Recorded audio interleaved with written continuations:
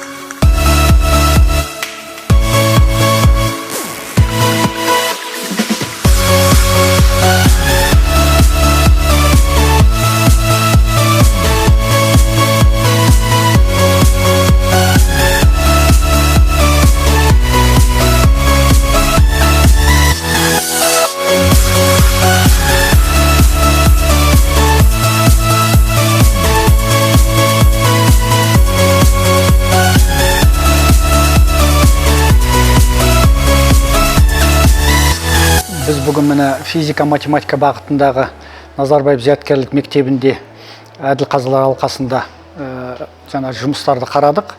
Осы қатысқан өңірлік жобаға көптеген оқушылар қатысты. Бұндай конкурстар керек.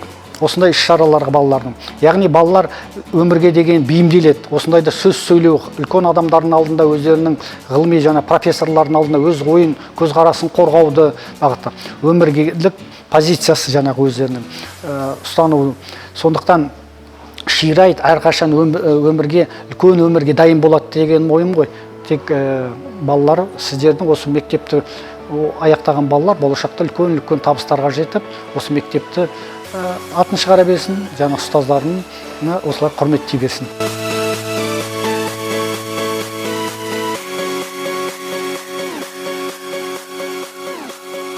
Темы научных работ учеников определили современные проблемы социальные и научные.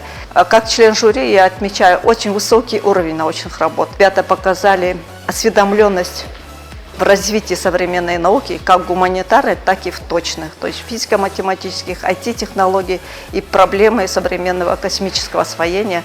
В этом смысле настолько поражает осведомленность наших детей, учеников, которых мы считаем, что они сидят только на ТикТоке.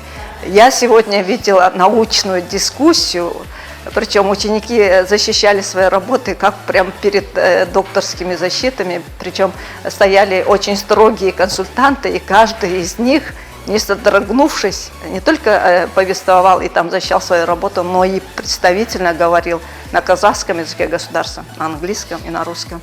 Это, конечно, большая заслуга современных наших интеллектуальных школ. И я просто спокойна за нашу будущую науку.